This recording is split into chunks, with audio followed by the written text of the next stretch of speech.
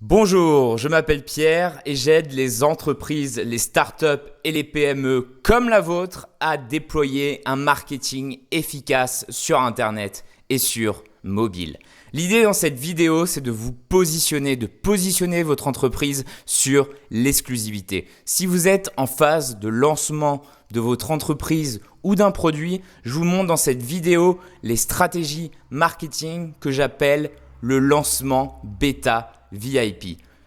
On utilise ces méthodes, donc ces stratégies pour susciter la demande et acquérir de nouveaux clients rapidement. Je ne fais pas cette vidéo par hasard car j'ai étudié ce mois-ci les méthodes qu'Apple a utilisées pour lancer le premier iPhone, la stratégie utilisée par Google pour faire le lancement de tous leurs produits et on va analyser également les stratégies de lancement de Dropbox ou de l'Oculus Rift. Vous savez, cette marque de lunettes qui emmène ses utilisateurs dans une espèce de réalité virtuelle. Bref, on en parle tout de suite dans cette vidéo. Vous vous souvenez, hier, je vous ai parlé de la technique en 4 étapes pour aiguiser la curiosité de vos futurs clients grâce à la gratuité de vos services. C'est cette stratégie qu'a utilisée Tinder avant d'être estimée à plusieurs milliards d'euros. Je vous mets le lien à la fin de cette vidéo pour que vous puissiez regarder cette vidéo jusqu'au bout parce que ce que vous allez apprendre peut littéralement changer votre façon de voir votre entreprise et votre marché. Vous avez tous entendu parler de la pyramide de Maslow. Nous recherchons d'abord, selon Maslow, à satisfaire 5 besoins. Le troisième besoin, c'est le besoin d'appartenance, le besoin de sentir qu'on fait partie d'un groupe, d'une élite, d'un groupe social.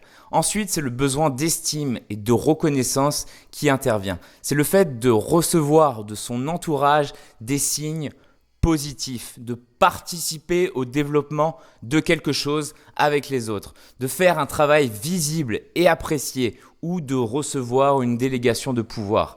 Donc le besoin de donner son avis. Et pour finir, il y a le dernier besoin, c'est le besoin de se réaliser, le besoin de s'épanouir, de se dépasser, d'être consulté ou écouté. Nous voyons maintenant dans cette vidéo comment nous pouvons appliquer le triangle des besoins pour créer le buzz autour de vos offres, de vos produits et de votre marque. L'année dernière, je suis retourné sur les bancs du lycée pour repasser le bac S que j'avais loupé il y a 5 ans auparavant et mon professeur de philosophie me disait lorsqu'on étudiait le désir et le besoin, c'est que pour susciter la demande, les publicitaires savent qu'il faut transformer les besoins en désir sous l'effet de la culture ou de la personnalité de chacun. Et j'ai récemment lu le livre Éthique de Spinoza, qui est un philosophe assez pessimiste, que je vous recommande d'ailleurs si vous faites du marketing. Et Spinoza va un petit peu plus loin. Il dit, pour le paraphraser, parce que je me souviens pas de ce qu'il dit exactement, il dit que pour que nous désirions une chose, il suffit de nous imaginer, d'imaginer qu'autrui la désire et la possède, cette chose. Les publicitaires ont bien compris ce mécanisme. Bien souvent, la publicité ne se contente pas de présenter une marchandise, elle représente plutôt quelqu'un qui possède la marchandise et est en train de s'en réjouir. Car les publicitaires ont compris ce qui déclenche le désir d'une offre ou d'un service. Ce n'est pas tant l'objet en lui-même, mais c'est sa possession imaginée par un autre. Le véritable moteur du désir n'est pas l'objet, mais autrui. Son désir et son plaisir. C'est-à-dire que nous désirons pas l'objet par besoin, mais par jalousie et par rivalité. Bref. Passons ça parce que sinon je vais faire des vidéos qui durent des heures à chaque fois et comme je le disais, il est toujours bon de se sentir comme faisant partie d'un groupe social spécial et unique que tout le monde n'a pas accès. Lorsque vous étiez enfant, souvent vous jalousiez ceux qui avaient le plus d'amis, le plus de notoriété, ceux qui étaient les populaires. Les directeurs marketing de Nespresso le savent très bien et ont très bien compris ce côté psychologique en nous. Ils ont mis l'accent sur le sentiment d'appartenance en faisant de leurs clients une espèce d'élite épicurienne, VIP et privilégiée. Je vous explique tout ça dans cette vidéo, donc restez bien là. Que vous soyez une salle de sport, une boutique de vêtements ou un vendeur, un éditeur de logiciels, vous devez immédiatement consulter votre base de données clients et sélectionner 1 ou 2 ou 3 membres VIP et leur donner l'opportunité de profiter d'offres exclusives auxquelles les autres clients n'ont pas accès. C'est l'une des solutions pour créer de l'engagement et susciter l'intérêt des non-VIP à devenir des VIP à leur tour. Si vous êtes dans les premiers stades de lancement de votre entreprise ou de lancement d'un produit, une des meilleures façons que vous pouvez utiliser pour susciter la demande et acquérir de nouveaux clients, c'est de rapidement offrir un accès exclusif à un nombre limité de personnes. C'est ce que j'appelle dans cette vidéo le lancement bêta VIP. Et cette méthode a été utilisée par les entreprises qui mesurent actuellement une croissance des plus rapides. Prenons 3 exemples. Comme vous le savez probablement, la plupart des produits de Google sont lancés en version bêta. Et même quand les produits sont loin d'être finis, avec des bugs et tout, ça marche pas, c'est galère, Google les lance quand même en version bêta. Je ne sais pas si vous vous souvenez de Gmail en 2004.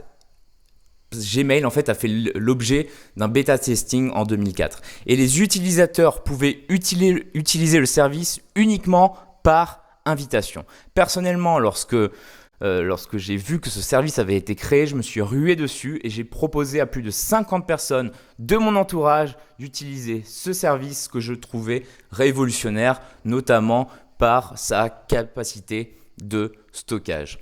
Vous vous souvenez probablement, lorsque je parlais du sentiment d'appartenance au début de cette vidéo, le besoin de pouvoir et le besoin d'accomplissement, ces 3 besoins-là ont été réunis pour le bêta lancement de Gmail. C'est pareil pour Dropbox, si je me souviens bien, c'était en 2006. En fait, l'utilisation de leur service se faisait uniquement par inscription à une liste de testeurs VIP bêta. Imaginez-vous un petit peu l'engouement du public lorsqu'ils ont enfin compris qu'on n'avait pas à se balader toute la journée avec une clé USB autour de son cou pour accéder à certains fichiers les plus volumineux. Et Nespresso également, pour finir, utilise ce sentiment d'appartenance. Ils mettent à disposition de leurs clients un numéro vert disponible 24 heures sur 24, 7 jours sur 7, ainsi qu'un magazine VIP. Le magazine VIP est conçu comme un vrai objet de collection. Chaque numéro met en vedette une ville internationale et un de ses clients ambassadeurs. Pour chaque ville, il publie également un guide qui donne la parole aux membres du club Nespresso désirés de partager leurs bonnes adresses et leurs bons conseils. Bref, que de la pyramide de Maslow, comme vous pouvez le voir. Avant de passer au plan d'action que je vous ai préparé pour appliquer ces méthodes au sein de votre propre entreprise, vous devez savoir, et plus que savoir même, reconnaître une chose. C'est que chaque entreprise a en commun un désir d'innover, un désir de concevoir des produits totalement différents ou d'améliorer ceux qui existent déjà. Tout le monde connaît une certaine anxiété à l'idée de faire et de présenter des nouvelles choses. Souvent, nous nous efforçons d'atteindre la perfection. Au début, lorsque je commençais à faire des vidéos sur YouTube, je n'étais pas bien à l'idée de publier ces vidéos de moi sur Internet. Voilà, je pensais que tout le monde allait se repasser les vidéos en boucle et se foutre de ma gueule. D'ailleurs, je pense que ça arrivait. Mais si vous regardez mes vidéos depuis quelques mois, vous pouvez voir que parfois je bégaye, que parfois je cherche mes mots ou que je fais des erreurs de français, etc. Bref, si j'avais attendu la perfection, je n'aurais rien publié aujourd'hui. En conséquence, si vous êtes un perfectionniste, d'une, vos produits ne seront pas livrés à temps. De 2, les feedbacks clients seront insuffisants. Et de 3, vous continuez à investir de l'argent dans un expert comptable sans savoir si vos offres intéresseront un jour quelqu'un. Connaissez-vous l'Oculus Rift ? En fait, c'est un objet qui se pose sur la tête des utilisateurs et qui emmène les utilisateurs dans une réalité virtuelle. Le projet a été lancé en 2012 grâce à un financement participatif sur la plateforme Kickstarter. Et le principe, en fait, c'était de proposer à des bêta-testeurs d'aider au financement du développement technologique des lunettes et en échange, l'entreprise leur envoyait une version bêta des lunettes. Cette campagne a suscité tellement d'intérêt que Facebook a levé 2 milliards d'euros pour racheter la société. Et vous savez quoi ? Au début, le produit, il ressemblait à ça. Pas top, hein ? Et maintenant, en 2015, il ressemble à ça. L'idée, c'est que la société Oculus n'a pas chômé et n'a pas attendu la perfection avant de faire la promotion de son produit. Cette histoire nous apprend qu'il est préférable de lancer un produit avant qu'il ne soit parfait. D'une, vous ne pouvez pas obtenir de feedback et de données sur vos utilisateurs lorsque le produit sera vraiment lancé.